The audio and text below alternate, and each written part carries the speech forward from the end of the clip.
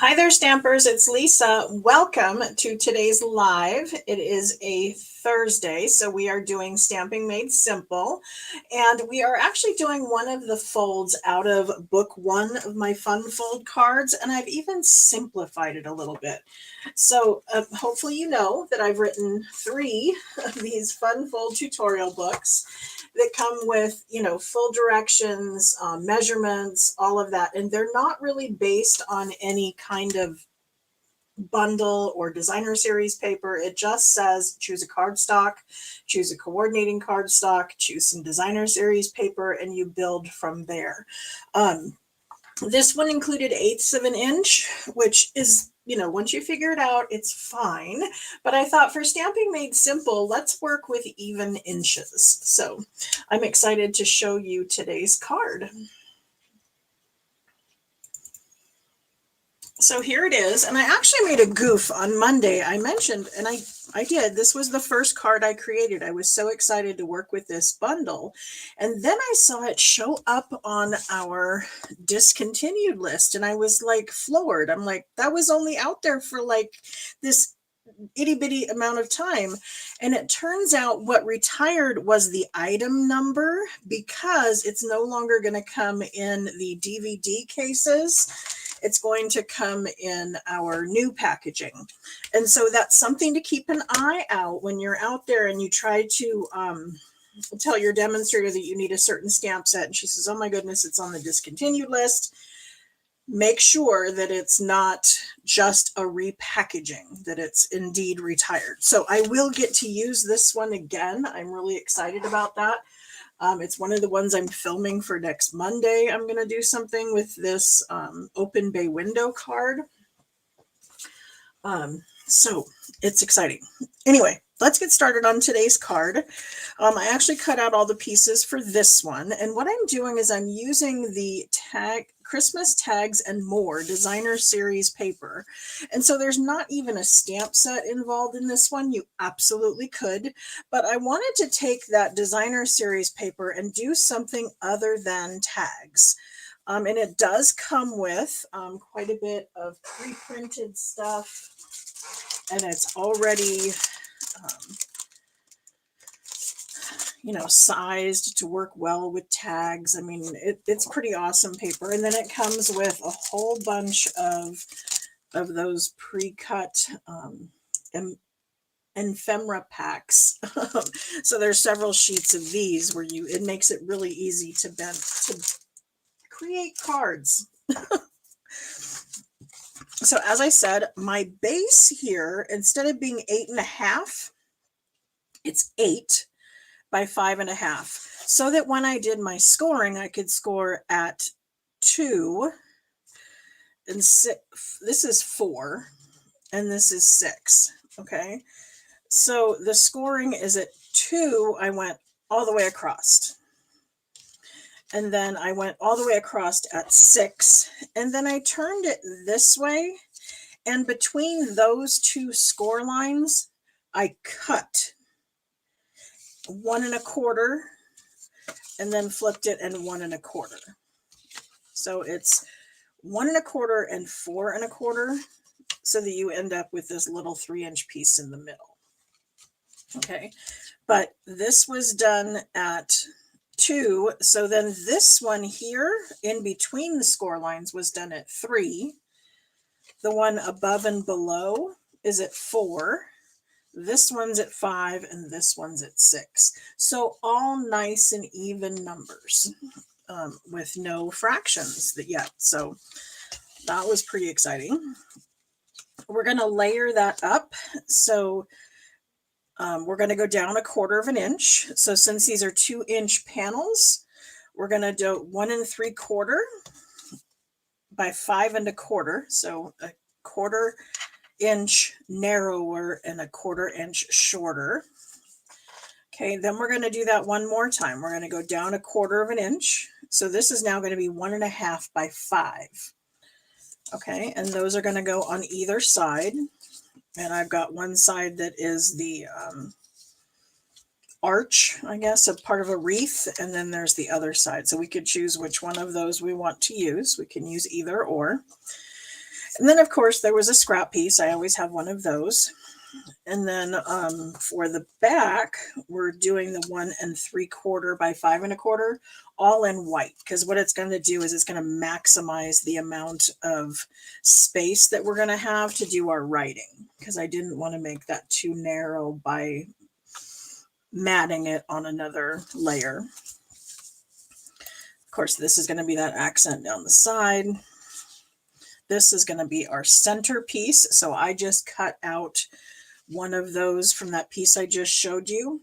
And I made that 1 3/4 by 2 3/4.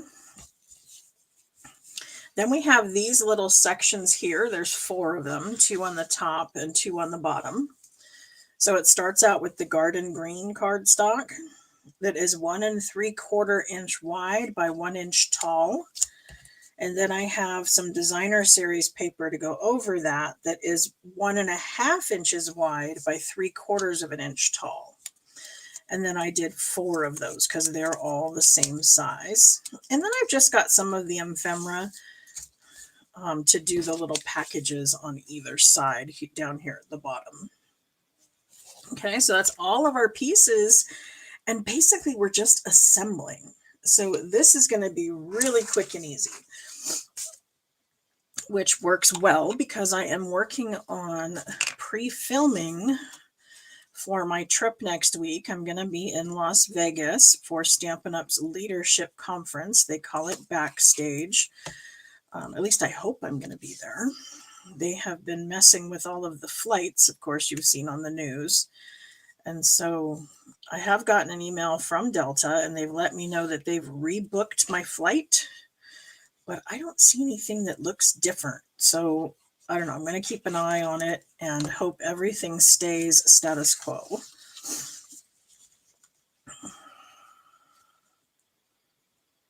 Because my plan is to not only go to Backstage, but to stay a couple extra days and spend some time with my adult son. So no, there is not a PDF on this particular card, and that's because of my books. I don't know if you signed on a little bit late, but I create these books, and each one has 50 fun fold tutorial patterns in it, and they have everything involved in that. Each book has 50 patterns, and it can be purchased as a download, or you can order it like that where it is printed and spiral bound. Because those do take quite a bit of time to like pull together. And then I had like quite the file folder of a whole bunch of loose papers that was taking up a lot of room and was kind of hard to fumble through. And so the books are actually helpful for me even because I can reference back and they don't take up very much room. They're all pretty narrow. So I've gotten some feedback. People find them helpful. And with only, being $50, it's $1 a pattern, which is really inexpensive if you've been out there pricing tutorials at all.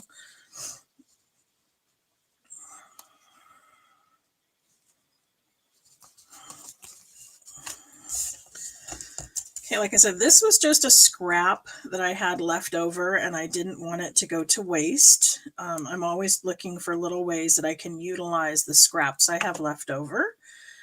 Because of course we don't want to be throwing away paper, right? We want to be able to use it.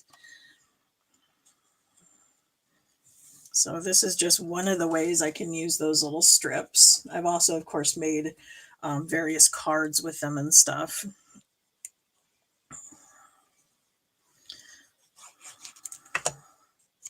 Okay, this, like I said, is going to go on the back. This is where we can stamp an inside sentiment, or we can sign the card, do our to and from, all that good stuff. And I'm using liquid glue, I guess, just because that's what I grabbed. I normally tend to use seal, unless I'm doing something with narrow borders. And my first card, maybe that's why I grabbed it, because the first one I did it did have little narrow borders. And so this, instead of being the 1 3/4, it's 1 7/8. And so I used, a little teeny tiny border around there. And when I do something like that, I prefer to use liquid glue because it gives me some wiggle time that I can move it around.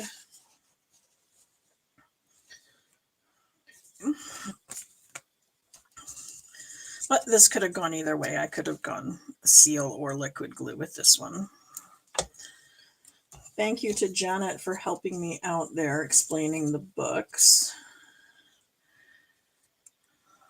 Like I said, they've been fairly well received. People tend to like that they don't take up much room. They're, not focused on a bundle. They're pretty flexible. I'm actually working on book 4. So if you thought that we were all done making all of the fun folds, that's not true. I have found more. It's amazing how many fun folds are out there. And I try to make them easy. When I find cards that I find difficult to put together, they don't go in a book, because my whole thing is I like to keep scrapbooking and card making and any kind of paper crafting all easy. It should be a stress-free activity. This is what I do kind of for my mental health. It's the way that I relax and have fun, and it's how I meet all my friends. I haven't really, I can't say never, I guess, but 99% of the people I meet who make cards, they're all very nice people. They like to do for others, and I like that.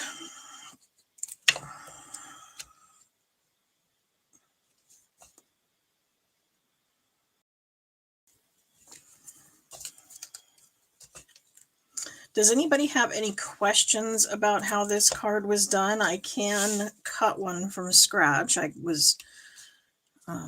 worked with a pre-cut one, so I didn't make any goofs on camera, but if you are at all confused, I can absolutely show you how it was done. I try to keep my videos short and to the point so that they are easy to follow and you can find what you're looking for. Okay, so I'm just going to put these little packages down here as the bottom. I feel it just kind of offsets and gives a little final something to the bottom.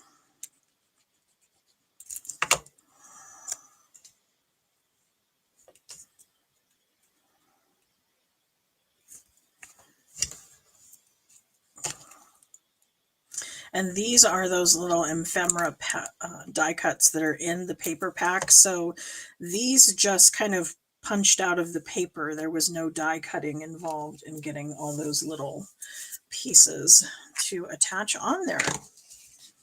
But that is our center of attention card. And they call it that because obviously that's the center of attention. And here I did one with the tree. And then this one I did with a stamp set that I thought was retired and isn't. It just got repackaged with a new item number. So that's our center of attention card.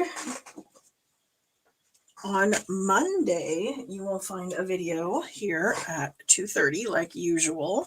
And we're going to actually be making this card, which is another pack of designer series paper that has a couple sheets of all of these pre-cut little pieces. But I'm also going to show you the other ones I made with it. This was the one I did for my team meeting. And then, like I said, before I knew this was retired, or when I thought it had retired, I pulled this one from my shelf, but this is a way to use that. A child is born. I thought that this layout just really showcased that nicely in the morning. In the middle, sorry. Janet says she took Monday's card and made one for her grandson. That's awesome. I love to hear that my card ideas are being used, because that's the whole point, right? That's why I'm here sharing. not only in hopes that you will buy Stampin' Up from me and let me be your Stampin' Up demo, or possibly, if you're another demo, maybe you're going to use my books, but my number one thing is I want to take fun fold patterns that look impressive and make them simple and easy for you to put together on your own. So there we go. That's today's video. Like I said, I'm on vacation next week, but I am pre-recording my lives, so they will go off as normal. So you can show up and chat in the comments. Hopefully I will get a break and I can show up in the comments as well. And that's it. We'll see you then. Thanks so much. Bye.